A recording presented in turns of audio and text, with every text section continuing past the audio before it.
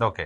So H1B ఉండి దానికి సంబంధించిన టెన్యూర్ పూర్తి కాకముందు మళ్ళీ ఎక్స్టెన్షన్ కోసం అప్లై చేసుకుంటారు కదా, సర్టన్ టైం 6 months ఉంటుందా? 6 months ముందు అప్లై చేసుకోవాలి కదా? అవును, 6 months ముందు అప్లై చేసుకోవాలి. 6 months దాటిపోయింది, వాళ్ళది ఎక్స్పైర్ అయిపోయింది, మళ్ళీ కొత్తగా అప్లై చేసుకోవాలి. అప్పుడేముంటుంది?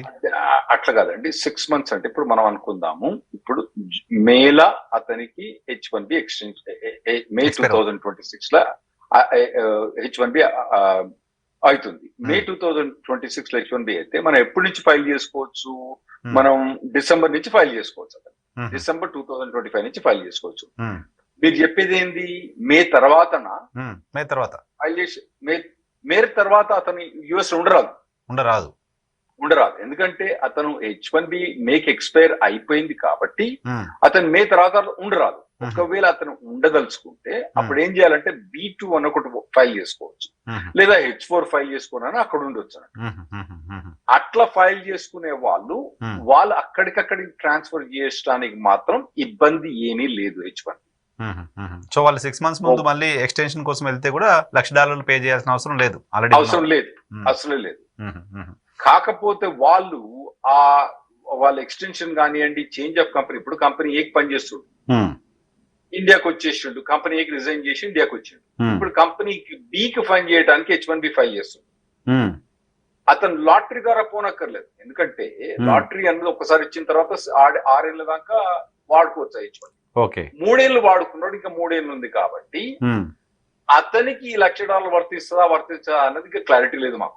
ఓకే, అతనికి ఫస్ట్ ఏ కంపెనీ పే చేసి ఉంటుంది? 6 years ఉంటుంది. ఏ కంపెనీకి ఇప్పుడు ఇదివరకు పే చేసింది కదండి, ఇదివరకు మనకు $1,00,000 లేవు కదా. ఇప్పుడు కొత్తగా వచ్చింది కదా $1,00,000. అవును. మరి ఇప్పుడు ఈ $1,00,000 కంపెనీ బి ఫైల్ చేసినప్పుడు, ఎందుకంటే అతను ఇండియాలో ఉన్నాడు, కొత్త పిటిషన్ ఫైల్ చేస్తాం కాబట్టి మనకి ఆ $1,00,000 అన్నది ఇంకా మాకు క్లారిటీ అర్థం కావట్లేదు. ఓకే. ఇంకోటి, ఇప్పుడు లాటరీలో మొన్న అయిపోయింది, ఇప్పుడు October 1st నుంచే కొత్త H1B వీసాలన్నీ వ్యాలిడ్ అవుతాయి. కొత్త వీసాలన్నీ H1B వీసాలన్నీ కూడా October 1st నుంచి వ్యాలిడ్ అవుతాయి. ఇప్పుడు వాళ్ళు చెప్పింది ఏంటంటే, ఇప్పుడున్న H1B పిటిషన్స్ ఏవైతే అప్రూవ్ అయినాయో, ఇప్పుడు వీసా స్టాంపింగ్ పోతారో వాళ్ళకి $1,00,000 వర్తించదని చెప్పిన మాకు. ఇది ట్విట్టర్ లో చెప్పాను, మరి USCIS, డిపార్ట్మెంట్ ఆఫ్ స్టేట్ అవేం చెప్పలేదు. ట్విట్టర్ లో చెప్పాను, మరి అది అఫీషియల్ స్టేట్మెంట్ అనుకుంటున్నా. కన్సిడర్ చేయలేమా ట్విట్టర్ అది అఫీషియల్ కాకపోతే? అంటే మరి ప్రెస్ కాన్ఫరెన్స్ లో వాళ్ళు చెప్పింది బ్యాక్ ఆఫ్ అయితే, ట్విట్టర్ లో బ్యాక్ ఆఫ్ అవుతారా, దాన్ని మళ్ళీ క్లియర్ గా వర్ణించినట్టు మళ్ళీ వేరేమైనా చేంజ్ చేస్తారా మనకు తెలియదు.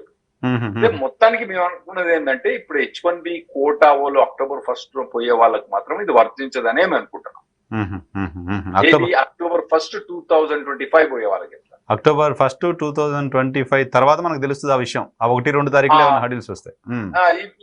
వీళ్ళకి వర్తించదనే మేము అనుకుంటాం. 95% అందరూ అనుకుంటాం.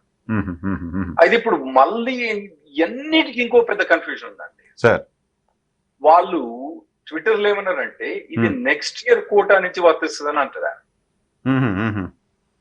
నెక్స్ట్ ఇయర్ కోటా నుంచి వర్తిస్తే ఇప్పటికిప్పుడు ఇంత ఇమీడియట్ గా 10 days ముందు దీన్ని తీసుకురావాల్సిన అవసరం ఎందుకు వచ్చింది అనేది పాయింట్ కదా. నెంబర్ 1. నెంబర్ 2 ఏంటంటే, నెక్స్ట్ ఇయర్ కోటా ఎప్పుడు మొదలైంది? యాక్చువల్ గా మనం ఫైల్ చేసుకునేది 6 నెలల ముందు, కానీ కోటా మొదలైంది October 1st. Okay, next year. Okay, ఇప్పుడు ఈ October 1st మొదలైతే ఈ ఎగ్జిక్యూటివ్ ఆర్డర్ ఎప్పుడు ఇష్యూ అయింది? September 21, 2025 ఇష్యూ అయింది. ఇది 1 year ఎక్స్పైర్ అవుతాను. ఓకే, ఆర్డర్ ఎక్స్పైర్ అవుతుంది. September 21, 2026 కి ఆర్డర్ ఎక్స్పైర్ అవుతాను. ఓకే, నెక్స్ట్ కోటా మొదలయ్యేది October 1st. ఓహో, ఓకే. అప్పటికి ఆర్డర్ ఉండదు. ఈ ఆర్డర్ ఎక్స్పైర్ అయిపోయింది. ఈ ఆర్డర్ ఎక్స్టెండ్ చేయడానికి ఉండదా? ఎక్స్టెండ్ చేయొచ్చు, అది వేరే విషయం. ఓకే, ఎక్స్టెండ్ చేయొచ్చు, కానీ ఈ ఆర్డర్ అయితే September 21st, 2026 ఎక్స్పైర్ అవుతుంది. అటువంటిప్పుడు నెక్స్ట్ ఇయర్ కోసం చేశారని చెప్పడం అనేది ఇన్వాలిడ్. అదే అండి. ఇప్పుడు ఎట్లా అంటే, పంచ పాండవులు ఎంతమంది అంటే, మంచం కోళ్ళ వలె 3 అని ఇట్లా చూపెట్టిండట.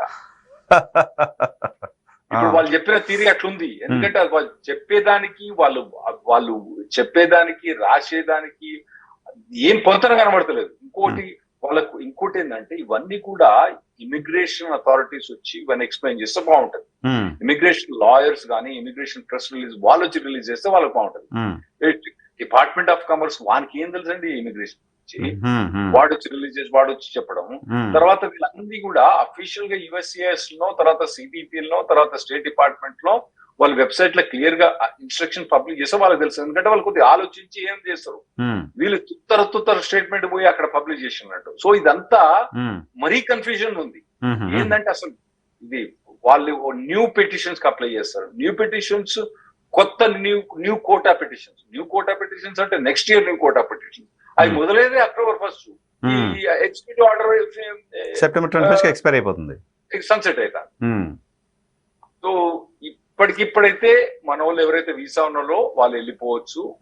ఆల్రెడీ H1B అప్రూవ్ అయిన వాళ్ళు ఇప్పుడు వీసాకి అప్లై చేసుకోవచ్చు, వాళ్ళకు కూడా ఇబ్బంది ఏం లేదు. కాకపోతే ఈ యుఎస్ లో మాత్రం చేంజ్ ఆఫ్ స్టేటస్ ఉన్న వాళ్ళకు వాళ్ళు చేసుకోవచ్చు.